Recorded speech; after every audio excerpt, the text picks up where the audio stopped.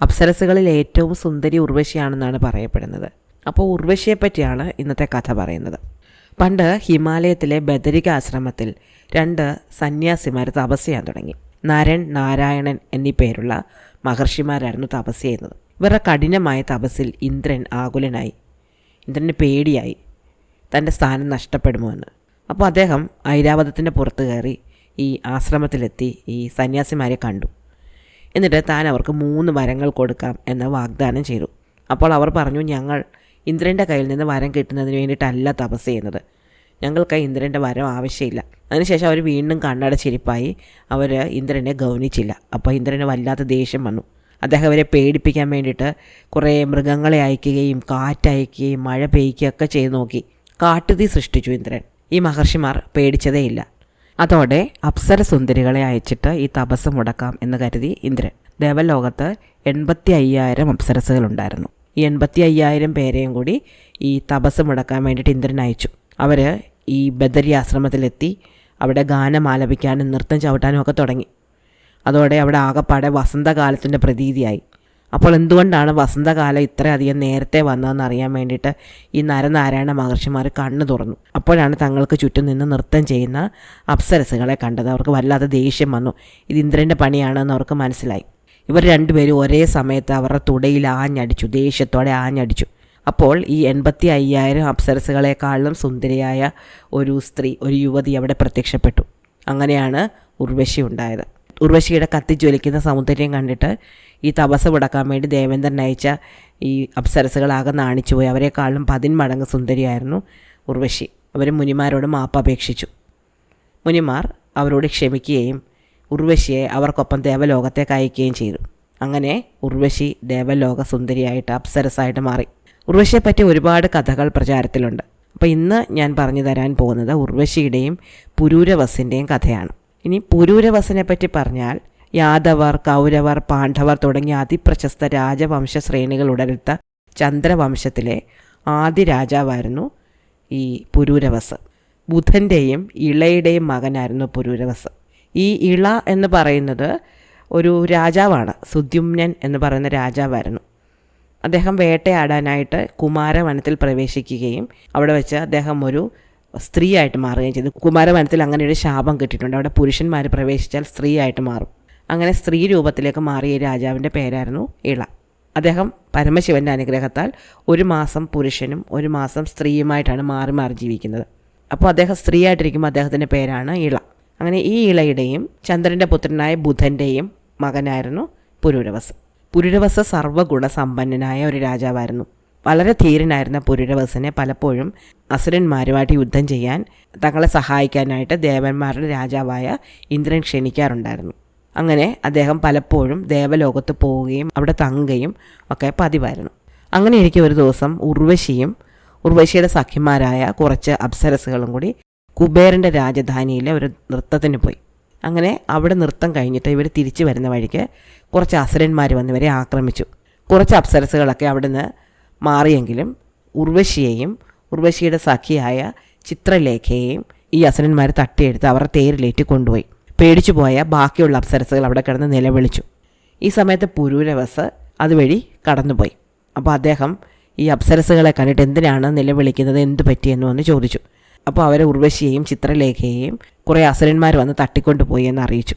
അപ്പോൾ പുരൂരവസ് പറഞ്ഞു, നിങ്ങൾ പേടിക്കേണ്ട, ഞാൻ പോയി അവരെ രക്ഷപ്പെടുത്താം. അങ്ങനെ പുരൂരവസ് തൻ്റെ പറക്കുന്ന തേരിലേറി ഈ ഉർവശിയെയും ചിത്രലേഖയും കൊണ്ടുപോയി അസുരന്മാരെ പിന്തുടരുകയും അവരെ യുദ്ധം ചെയ്ത് തോൽപ്പിച്ച് രക്ഷപ്പെടുത്തുകയും ചെയ്തു. അപ്പോൾ ഉർവശി തിരിച്ചു വരാൻ വേണ്ടിയിട്ട് ബാക്കിയുള്ള അപ്സരസുകൾ ഭൂമിയിൽ കാത്തിരിക്കുന്നുണ്ടായിരുന്നു. അവരുടെ അടുത്തേക്ക് പുരൂരവസ് ഉർവശിയെയും ചിത്രലേഖയും കൊണ്ട് തൻ്റെ തേരിൽ വന്നു. അപ്പോൾ ഈ അസുരന്മാർ തട്ടിക്കൊണ്ട് പോയ സമയത്ത് ഉർവശിയുടെ ബോധം നഷ്ടപ്പെട്ടു പോയിരുന്നു പേടി കൊണ്ട്. ബോധം തെളിഞ്ഞപ്പോൾ ഉർവശി കണ്ടത് പുരൂരവസനെയാണ്, അതിസുന്ദരനായ പുരൂരവസനെ. ഒറ്റ നോട്ടത്തിൽ തന്നെ ഉർവശിക്ക് പുരൂരവസനെയും പുരൂരവസന് ഉർവശിയെയും ഇഷ്ടപ്പെട്ടു. അങ്ങനെ പുരൂരവസ് ഭൂമിയിലെത്തി ഉർവശിയെയും ചിത്രലേഖയും മറ്റ് അപ്സരസുകളോടൊപ്പം ചേർക്കുകയും ഒരു ഗന്ധർവനെ കൂട്ടി അവരെ സ്വർഗ്ഗലോകത്തേക്ക് തിരിച്ചയക്കുകയും ചെയ്തു. പക്ഷെ അവർ പോയി കഴിഞ്ഞിട്ടും ഈ പുരൂരവസന് ഉർവശിയെ മറക്കാൻ പറ്റിയില്ല. ഉർവശിക്ക് തിരിച്ചു.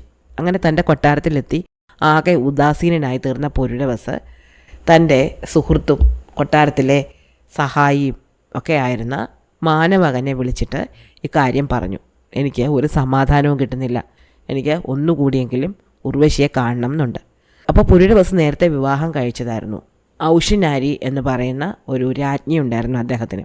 അപ്പോൾ ഈ മാനവകൻ പറഞ്ഞു, അങ്ങ് ഇക്കാര്യമൊക്കെ വിട്ട് കളയൂ, അങ്ങേക്കൊരു ഭാര്യയുണ്ടല്ലോ, അങ്ങ് രാജ്ഞിയുടെ അടുത്തേക്ക് ചെന്നിട്ട് അവരുമായിട്ട് കുറച്ച് നേരം സമയം ചെലവഴിക്കും, അപ്പോൾ ഈ ഉർവശിയെ മറക്കാൻ പറ്റും.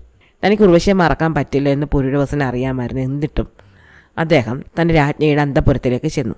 അപ്പോൾ അവിടെ ചെന്നപ്പോൾ രാജ്ഞി ഇദ്ദേഹത്തെ കാത്തിരിക്കുകയായിരുന്നു. തൻ്റെ ഭർത്താവ് വരുന്നത് കണ്ടിട്ട് അവർ ഓടിയെത്തുകയും ദേവലോകത്ത് പോയിട്ട് എന്തൊക്കെയുണ്ട് വിശേഷങ്ങൾ, അസുരന്മാരുമായിട്ടുള്ള യുദ്ധം എങ്ങനെയുണ്ടായിരുന്നു, അങ്ങ് പെട്ടെന്ന് ജയിച്ചോ അതോ അങ്ങേക്ക് യുദ്ധത്തിൽ ബുദ്ധിമുട്ടുകൾ എന്തെങ്കിലും നേരിട്ടോ എന്നൊക്കെ ചോദിച്ചു. അപ്പോൾ പുരൂരവസ് തൻ്റെ ഭാര്യയോട്, ഉർവശി എനിക്ക് വല്ലാത്ത ക്ഷീണം തോന്നുന്നു, ഞാൻ പോയി കുറച്ച് വിശ്രമിക്കട്ടെ എന്ന് പറഞ്ഞിട്ട് അവിടെ നിന്ന് പോയി കളഞ്ഞു. തന്നെ തൻ്റെ ഭർത്താവ് പേര് മാറി ഉർവശി എന്ന് വിളിച്ചപ്പോഴേ അദ്ദേഹത്തിൻ്റെ മനസ്സിവിടെ അല്ല, മറ്റെവിടെയോ ആണ്, അദ്ദേഹം മറ്റാരെയോ ഇഷ്ടപ്പെടുന്നുണ്ട് എന്ന് രാജ്ഞിക്ക് മനസ്സിലായി. അവർക്ക് വളരെയധികം ദുഃഖം തോന്നി. അപ്പോൾ അവർക്കൊരു തോഴി ഉണ്ടായിരുന്നു, നിപുണിക എന്ന പേരിൽ. അവർ തോഴിയെ വിളിച്ചു. എന്നിട്ട് നിപുണികയോട് ചെന്ന് മാനവകനോട് സംസാരിച്ചിട്ട് രാജാവിൻ്റെ മനസ്സിൽ എന്താണ് പറ്റിയത് എന്ന് അന്വേഷിച്ചിട്ട് വരാൻ പറഞ്ഞു. നിപുണിക വളരെ സാമർത്ഥ്യക്കാരിയായ ചതുരയായ ഒരു തോഴിയായിരുന്നു. മാനവകനോട് നേരെ ചെന്ന് ചോദിച്ചാൽ അദ്ദേഹം ഇക്കാര്യമൊന്നും തുറന്ന് പറയുകയില്ല എന്ന് നിപുണികയ്ക്ക് അറിയാമായിരുന്നു. അതുകൊണ്ട് അവർ നേരെ മാനവകനെ കാണാൻ വേണ്ടി തോട്ടത്തിലേക്ക് ചെന്നു. അപ്പോൾ തോട്ടത്തിൽ മാനവകൻ ആകെ വിഷമിച്ചിരിക്കുകയായിരുന്നു. വിഷമത്തിൻ്റെ കാര്യം മറ്റൊന്നുമല്ല, രാജാവ് ഇങ്ങനെ ഉർവശിയെ കണ്ടുപിടിക്കാൻ വേണ്ടി തൻ്റെ സഹായം അഭ്യർത്ഥിച്ചിരിക്കുന്നു. അതൊരു ശരിയായ കാര്യമായിട്ട് മാനവകന് തോന്നിയില്ല. കാരണം രാജാവിനൊരു ഭാര്യയുണ്ട്, ഉർവശിയാണെങ്കിൽ ഒരു ദേവലോക സുന്ദരിയാണ്. അവരെ പോയി കണ്ടുപിടിക്കുക എന്നുള്ളത് അസാധ്യമായ കാര്യമാണ്, സ്വർഗ്ഗലോകത്ത് പോകേണ്ടി വരും. മാത്രമല്ല ദേവേന്ദ്രൻ്റെ അനുവാദമില്ലാതെ ഉർവശിയെ ഭൂമിയിലേക്ക് കൊണ്ടുവരാനും പറ്റില്ല. ഇതൊക്കെ ഓർത്ത് അങ്ങനെ വിഷമിച്ചിരിക്കുമ്പോഴാണ് നിപുണിക അങ്ങോട്ടെത്തിയത്. നിപുണിക നേരെ ചെന്ന് മാനവകൻ്റെ മുന്നിൽ നിന്നു. എന്നിട്ട് പറഞ്ഞു, രാജ്ഞി വല്ലാതെ വിഷമിച്ചിരിക്കുകയാണ്, അവർക്ക് ഊണുമില്ല ഉറക്കവുമില്ല. അപ്പോൾ മാനവകൻ ചോദിച്ചു, എന്ത് പറ്റി രാജ്ഞിക്ക്? രാജാവ് അവരോടെന്തെങ്കിലും അപമര്യാദയായിട്ട് പെരുമാറിയോ, ദേഷ്യപ്പെടുകയോ മറ്റോ ചെയ്തോ? അപ്പോൾ നിപുണിക പറഞ്ഞു, ഇല്ല അങ്ങനെ ദേഷ്യപ്പെടുകയൊന്നും ഉണ്ടായില്ല. പക്ഷേ രാജാവ് മറ്റൊരു സ്ത്രീയുടെ പേര് വിളിച്ചാണ് രാജ്ഞിയെ അഭിസംബോധന ചെയ്തത്. അപ്പോൾ മാനവകൻ ചോദിച്ചു, ഉർവശി എന്നാണോ വിളിച്ചത്? അതോടെ നിപുണികയ്ക്ക് ഉറപ്പായി ഉർവശി എന്ന പേരുള്ള ഒരു സ്ത്രീയുമായിട്ട് രാജാവിന് എന്തോ ബന്ധമുണ്ട്. അപ്പോൾ നിപുണിക മാനവകനോട് ചോദിച്ചു, ഈ ഉർവശി ആരാണ്? അപ്പോൾ മാനവികൻ പറഞ്ഞു, ഉർവശി എന്നത് ഒരു അപ്സരസിൻ്റെ പേരാണ്. രാജാവിന് ഉർവശിയോട് ഇഷ്ടമുണ്ട്. അക്കാര്യം കൊണ്ട് രാജാവ് വളരെയധികം ദുഃഖിതനാണ്. അപ്പോൾ നിപുണിക പറഞ്ഞു, ഞാനിത് രാജ്ഞിയോട് ചെന്ന് പറയട്ടെ? മാനവികൻ പറഞ്ഞു, നീ മുഴുവനായിട്ട് പറയണ്ട, രാജ്ഞിയോട് എന്തോ ചെറിയ പ്രശ്നമുണ്ടെന്ന് മാത്രം പറഞ്ഞാൽ മതി, ഞാനിത് എങ്ങനെയെങ്കിലും പരിഹരിക്കാം എന്ന് രാജ്ഞിക്ക് വാക്കു കൊടുക്കും. അങ്ങനെ നിപുണിക ഈ ഉറപ്പുമായിട്ട് മാനവകൻ്റെ അടുത്തുനിന്ന് പോയി കഴിഞ്ഞ ഉടനെ രാജാവ് അങ്ങോട്ട് വന്നു, പുരൂരവസ്. രാജാവ് മാനവകനോട് ചോദിച്ചു, നീ ഞാൻ പറഞ്ഞ രഹസ്യം ആരോടും പറയില്ലല്ലോ അല്ലേ? മാനവകനാകെ വിഷമമായി. കാരണം തൻ്റെ വായിൽ നിന്ന് ഉർവശി എന്ന വാക്ക് വീണു പോയിട്ടുണ്ട്. എന്തായാലും അത് മാനവകൻ രാജാവിനോട് പറഞ്ഞില്ല. അങ്ങനെ രാജാവും മാനവകനും കൂടെ അവിടെ കുറച്ച് നേരം ഇരുന്ന് ഉർവശിയെപ്പറ്റി സംസാരിച്ചു. ഉർവശിയുടെ അഭൗമമായ സൗന്ദര്യത്തെപ്പറ്റി പുരൂരവസ് തൻ്റെ സുഹൃത്തിനോട് പറഞ്ഞു. ഒന്നുകൂടി ഉർവശിയെ കാണാൻ തനിക്ക് വല്ലാതെ കൊതിയാകുന്നു. ഉർവശിയെപ്പറ്റി ചിന്തിക്കാതെ ഒരു നിമിഷം പോലും ഇരിക്കാൻ പറ്റുന്നില്ല. ഈ സമയത്ത് ഉർവശിയും ചിത്രലേഖയും കൂടി സ്വർഗ്ഗലോകത്ത് നിന്ന് പുരൂരവസിനെ ഒരു നോക്ക് കാണാൻ വേണ്ടിയിട്ട് ഈ തോട്ടത്തിലേക്ക് വന്നിരുന്നു. തോട്ടത്തിൽ മരങ്ങൾക്കിടയിൽ അവർ രണ്ടുപേരും കൂടെ മറഞ്ഞിരുന്നു. ആ സമയത്ത് മാനവകൻ രാജാവിനോട് പറഞ്ഞു, അങ്ങയ്ക്ക് ഈ പ്രശ്നം ഒഴിവാക്കാൻ 2 കാര്യങ്ങളുണ്ട്. ഒന്ന്, അങ്ങ് കുറച്ച് നേരം ഉറങ്ങുക. ആ സമയത്ത് അങ്ങയ്ക്ക് ഉർവശിയെ മറക്കാൻ പറ്റും. അതല്ല, അങ്ങയ്ക്ക് ഉറക്കം വരുന്നില്ല എങ്കിൽ അങ്ങ് ഉർവശിയുടെ ഒരു ചിത്രം വരച്ചിട്ട് ആ ചിത്രം നോക്കിക്കൊണ്ടിരിക്കുക. അപ്പോൾ കാണുന്നില്ല എന്നുള്ള വിഷമം മാറ്റാൻ പറ്റും. അപ്പോൾ പുരൂരവസ് പറഞ്ഞു, എനിക്ക് ഉറങ്ങാൻ പറ്റുന്നില്ല, കാരണം എൻ്റെ മനസ്സിൽ ഉർവശി മാത്രമേ ഉള്ളൂ, ഉറക്കം വരുന്നില്ല. ഇനിയും ഉറങ്ങുന്നില്ല, ഉർവശിയുടെ ചിത്രം വരയ്ക്കാം എന്നാണെങ്കിൽ എൻ്റെ കണ്ണ് നിറഞ്ഞിട്ട് ചിത്രം പൂർത്തിയാക്കാൻ എനിക്ക് പറ്റുന്നില്ല. ഉർവശിയെ കാണാത്ത ദുഃഖം കൊണ്ട് എൻ്റെ കണ്ണുകൾ നിറഞ്ഞു വരുന്നുണ്ട്. ഇത് കേട്ട ഉർവശിക്ക് വളരെയധികം സന്തോഷവും എന്നാൽ പുരൂരവസുമായിട്ട് തനിക്ക് ചേരാൻ പറ്റുന്നില്ലല്ലോ എന്ന കാര്യത്തിൽ ദുഃഖവും തോന്നി. ഉർവശി അവിടെ നിന്നൊരു ഇല പറിച്ച് ആ ഇലയിൽ ഒരു പ്രണയ സന്ദേശം എഴുതി താഴേക്കിട്ടു. ആ ഇല പുരൂരവസിന് കിട്ടുകയും അദ്ദേഹം അത് വായിച്ചു നോക്കുകയും ചെയ്തു. അത് ഉർവശി എഴുതിയതാണ് എന്ന് അദ്ദേഹത്തിന് മനസ്സിലായി. ഉർവശി ഇവിടെ എവിടെയോ ഉണ്ട് എന്ന് മനസ്സിലാക്കി അദ്ദേഹം അവിടെയൊക്കെ തേടി നടക്കുകയും ഉർവശിയെ കണ്ടുപിടിക്കുകയും ചെയ്തു. അവർ തമ്മിൽ കുറച്ച് നേരം സംസാരിച്ചു. അങ്ങനെ വളരെ സ്നേഹത്തോടെ അവർ നിൽക്കെ പെട്ടെന്ന് ദേവലോകത്തുനിന്നൊരു ദൂതൻ വരികയും സ്വർഗ്ഗലോകത്ത് ഒരു നൃത്തം നടക്കുന്നുണ്ട്. ആ നൃത്തത്തിൽ പങ്കെടുക്കാൻ വേണ്ടിയിട്ട് ഉടൻ തന്നെ ഉർവശി അങ്ങോട്ട് എത്തണം എന്ന് അറിയിക്കുകയും ചെയ്തു. അങ്ങനെ പുരൂരവസനോട് യാത്ര പറഞ്ഞിട്ട് ഉർവശി സ്വർഗ്ഗലോകത്തേക്ക് തിരിച്ചുപോയി. ഉർവശി ആ തോട്ടത്തിൽ നിന്ന് പോയതിന് തൊട്ട് പിന്നാലെ രാജ്ഞിയും തോഴിയായ നിപുണികയും ആ തോട്ടത്തിലെത്തി. ഈ സമയത്ത് രാജാവ് മാനവകൻ്റെ കയ്യിൽ ഉർവശി എഴുതി കൊടുത്ത കത്ത് സൂക്ഷിക്കാൻ ഏൽപ്പിച്ചിരുന്നു. അത് അദ്ദേഹത്തിൻ്റെ കയ്യിൽ നിന്ന് പറന്നു പോവുകയും അത് രാജ്ഞിയുടെ കയ്യിലെത്തുകയും ചെയ്തു. ഇത് വായിച്ച രാജ്ഞിക്ക് വളരെയധികം കോപമുണ്ടായി. ഔഷനാരി എന്ന പേരായ ഈ രാജ്ഞി രാജാവിനോട് പിണങ്ങി അവിടെ നിന്ന് പെട്ടെന്ന് പോയി കളഞ്ഞു. രാജാവ് പിന്നാലെ വിളിച്ചെങ്കിലും അവർ കേട്ടില്ല. ഇത് രാജാവിന് വളരെയധികം ആശയക്കുഴപ്പമുണ്ടായി. തൻ്റെ ഭാര്യയോട് അദ്ദേഹത്തിന് സ്നേഹമുണ്ടായിരുന്നു, എന്നാൽ ഉർവശി അദ്ദേഹത്തിന് മറക്കാനും പറ്റുന്നുണ്ടായിരുന്നില്ല. ഈ സ്ഥിതിയിൽ വളരെ ദുഃഖിതനായിട്ട് രാജാവ് ആ തോട്ടത്തിൽ തന്നെ തങ്ങി. ഇതേ സമയത്ത് സ്വർഗ്ഗലോകത്തേക്ക് തിരിച്ചു പോയ ഉർവശി ദേവസഭയിലെ ഒരു നൃത്തം അവതരിപ്പിക്കാൻ തുടങ്ങിയായിരുന്നു. ഈ നൃത്തം അപ്സരസുകളെ പഠിപ്പിച്ചത് നാട്യഗുരുവായ ഭരതനായിരുന്നു. അങ്ങനെ ഭരതൻ മുനി ചിട്ടപ്പെടുത്തിയ നൃത്തം, ലക്ഷ്മി നൃത്തം, ഉർവശി ദേവന്മാരുടെ മുന്നിൽ അവതരിപ്പിച്ചു. അപ്പോൾ ഇതിൽ ലക്ഷ്മി വേഷം ഇട്ടിരിക്കുന്ന ഉർവശിയോട് മറ്റൊരു നർത്തകി, ഈ ചുറ്റും കൂടിയിരിക്കുന്ന, ഈ സഭയിൽ കൂടിയിരിക്കുന്ന ദേവന്മാരിൽ നിനക്ക് ആരോടാണ് കൂടുതൽ ഇഷ്ടം എന്ന് ചോദിക്കുന്നുണ്ടായിരുന്നു. അതിനുത്തരമായിട്ട് പുരുഷോത്തമൻ എന്നായിരുന്നു ഉർവശി പറയേണ്ടിയിരുന്നത്. എന്നാൽ പുരൂരവസനെ പറ്റി മനസ്സിൽ ചിന്തിച്ചുകൊണ്ടിരുന്ന ഉർവശി പുരുഷോത്തമൻ എന്നതിന് പകരം പുരൂരവസ് എന്നാണ് പറഞ്ഞത്. നൃത്തത്തിൽ ഇങ്ങനെയൊരു പിഴവ് വരുത്തിയ ഉർവശിയോട് ഭരതമുനിക്ക് വളരെയധികം ദേഷ്യം വരികയും അദ്ദേഹം ഉർവശിയെ സ്വർഗത്തിൽ നിന്ന് പുറത്താക്കുകയും ചെയ്തു. നീ ഭൂമിയിലേക്ക് പോയിക്കൊള്ളൂ എന്ന് അദ്ദേഹം ഉർവശിയോട് പറഞ്ഞു. ഈ നൃത്ത പ്രകടനത്തിന് ശേഷം വളരെയധികം ദുഃഖിതയായ ഉർവശി ഒരു മൂലയ്ക്ക് പോയിരുന്ന് കരയുകയായിരുന്നു.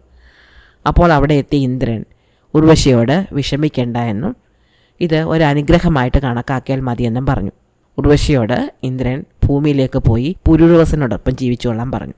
പക്ഷേ അദ്ദേഹം ഒരു നിബന്ധന വെച്ചു. എപ്പോഴാണോ ഉർവശിക്കൊരു കുട്ടിയുണ്ടായി ആ കുട്ടിയുടെ മുഖം പുരൂരവസ ആദ്യമായിട്ട് കാണുന്നത്, അപ്പോൾ ഉർവശി ഭൂമിയിൽ നിന്ന് സ്വർഗ്ഗലോകത്തേക്ക് തിരിച്ചെത്തണം.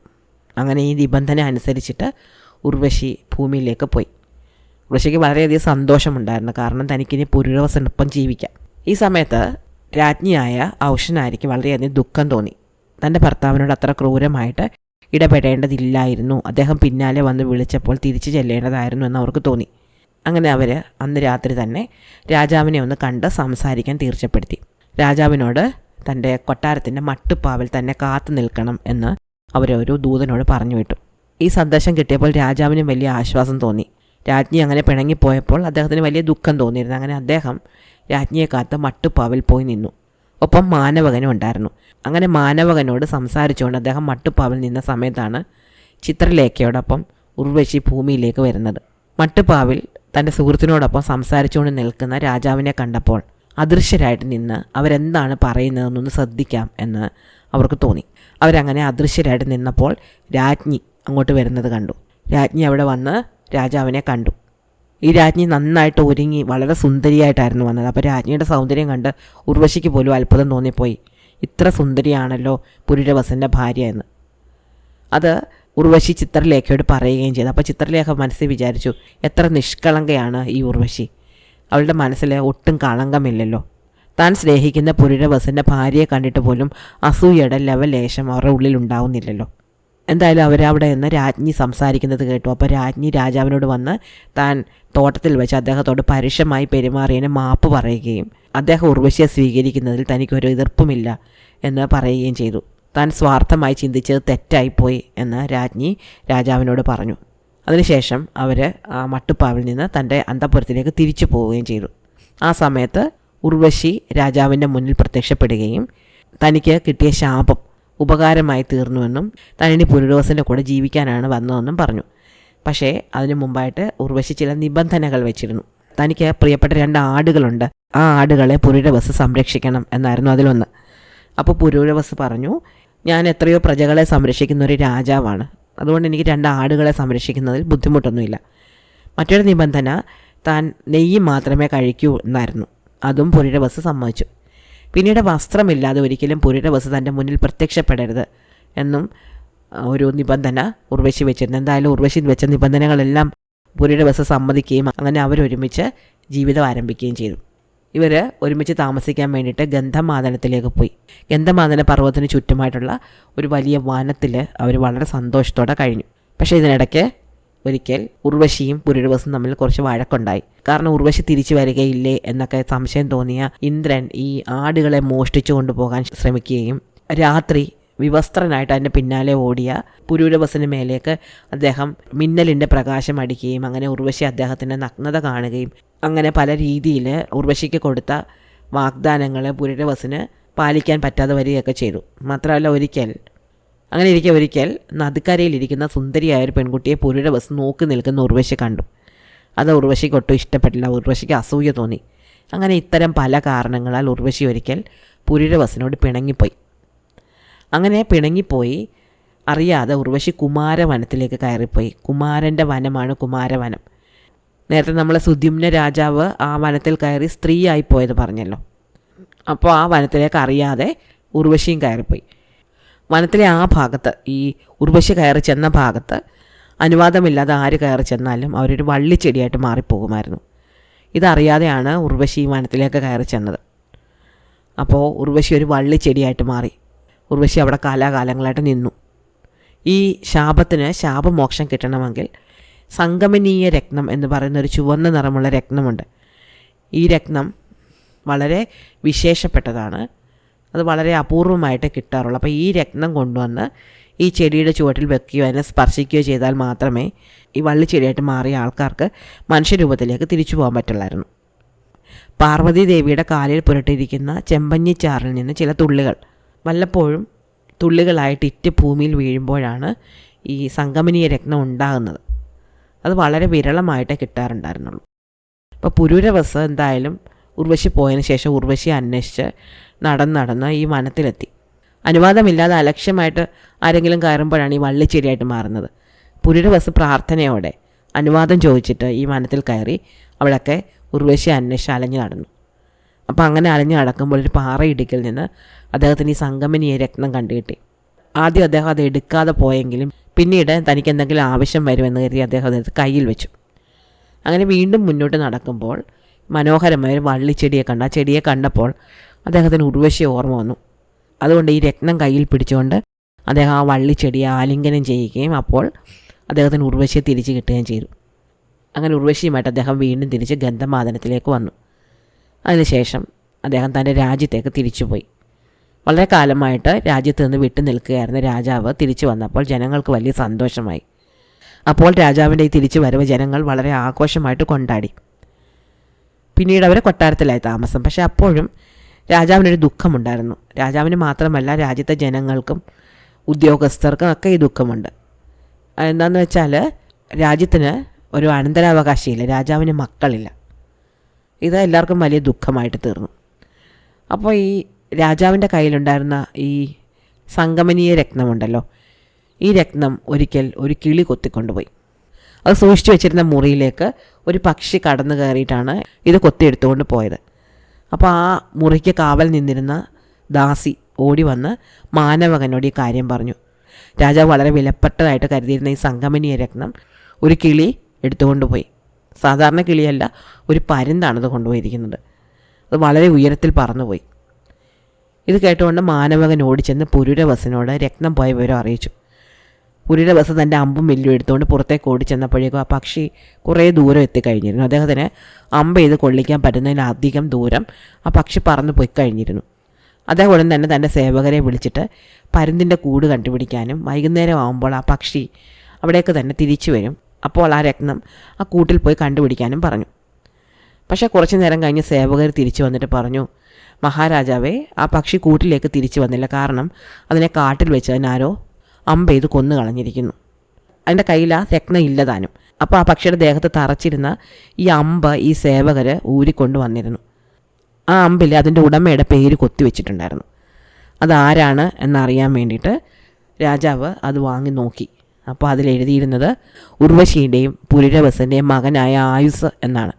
ഇത് കണ്ട രാജാവ് അമ്പരന്ന് പോയി. ആ സമയത്ത് ഒരു കാവൽക്കാരൻ വന്ന് അദ്ദേഹത്തെ കാണാൻ വേണ്ടിയിട്ട് ഒരു സ്ത്രീയും കുട്ടിയും വന്നിരിക്കുന്നു എന്ന് പറഞ്ഞു.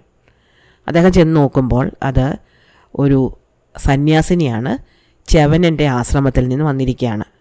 അവരുടെ ഒപ്പം വന്നിരിക്കുന്ന കുട്ടിയെ കണ്ടാൽ പുരൂരവസിനെ പോലെ തന്നെ ഇരിക്കും. പുരൂരവസിൻ്റെ കുട്ടിക്കാലത്ത് അദ്ദേഹം എങ്ങനെയിരുന്നു അതേപോലെ തന്നെയായിരുന്നു ആ കുട്ടിയെ കണ്ടാലിരിക്കുന്നത്. അപ്പോൾ അദ്ദേഹം ചോദിച്ചു, നീ ആരാണ്, എവിടെ നിന്നാണ് വരുന്നത്? അപ്പോൾ ഈ സന്യാസിനി പറഞ്ഞു, ഇവൻ അങ്ങയുടെ മകനാണ്. ഇവൻ ജനിച്ച ഉടനെ ഉർവശി എന്നെ ഏൽപ്പിച്ചതാണ് വളർത്താൻ. ചവനനാണ് ഇവനെ പാഠങ്ങളൊക്കെ പഠിപ്പിച്ചത്. പക്ഷേ ഈ കഴിഞ്ഞ ദിവസം അവൻ ഞങ്ങളുടെ ആശ്രമത്തിൻ്റെ നിയമങ്ങൾ തെറ്റിച്ചു. അവൻ പറന്നു പോവുകയായിരുന്ന ഒരു പരുന്തിനെ അമ്പുകൊണ്ട് എയ്ത് താഴെയിട്ടു. ആശ്രമത്തിൻ്റെ നിയമങ്ങൾ അനുസരിച്ച് ജീവികളെ ആവശ്യമില്ലാതെ കൊല്ലാൻ പാടില്ല. അപ്പോൾ അങ്ങനെ ഇവൻ കൊന്നതുകൊണ്ട് ഞങ്ങൾ ഇവനെ ആശ്രമത്തിൽ നിന്ന് പുറത്താക്കുകയാണ്. ഇവനെ മറ്റാരെയും ഏൽപ്പിക്കാനില്ലാത്തത് കൊണ്ട് ഇങ്ങോട്ട് കൊണ്ടുവന്നാണ്. ഈ സമയത്ത് അവിടെ ഓടി വന്ന ഉർവശി തൻ്റെ മകനെ കണ്ട് അവനെ കെട്ടിപ്പിടിക്കുകയും ഒരുപാട് ഉമ്മ കൊടുക്കുകയൊക്കെ ചെയ്തു. അപ്പോൾ ഈ കുട്ടിയും കൊണ്ട് വന്ന സന്യാസിനി, അവരുടെ പേര് സത്യവതി എന്നായിരുന്നു, അവർ പറഞ്ഞു, ഉർവശി ഇനി മുതൽ നീ നിൻ്റെ കുഞ്ഞിനെ വളർത്തിയാൽ മതി, ഞങ്ങൾക്കിനി ഇവനെ ഞങ്ങളുടെ ആശ്രമത്തിൽ നിർത്താൻ പറ്റില്ല, അവൻ ആശ്രമ നിയമങ്ങൾ തെറ്റിച്ചു. ഇതും പറഞ്ഞ് കുട്ടി അവിടെ ഏൽപ്പിച്ചിട്ട് ഈ സന്യാസിനി തിരിച്ചുപോയി.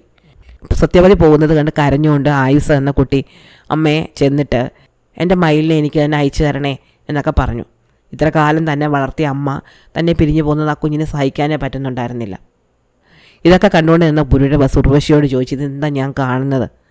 അപ്പോൾ ഉർവശി പറഞ്ഞു, എനിക്ക് ഇവനെ മാറ്റി പാർപ്പിക്കേണ്ടി വന്നത് അങ്ങയോടുള്ള സ്നേഹം കൊണ്ടാണ്.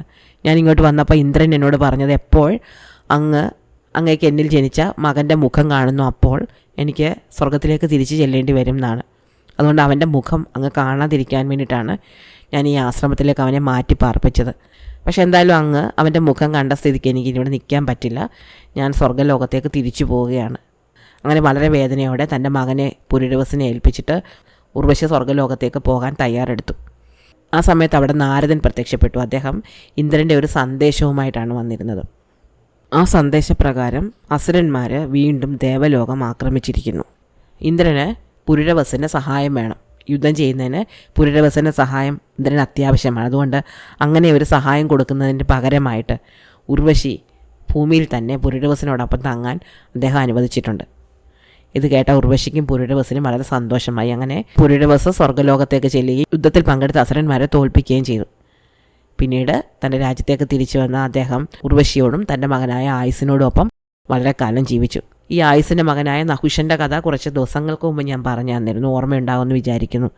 എന്തായാലും ഇഷ്ടമായ ഉർവശിയുടെയും പുരുഷവസിൻ്റെയും കഥ. അടുത്ത കഥ അടുത്ത ദിവസം.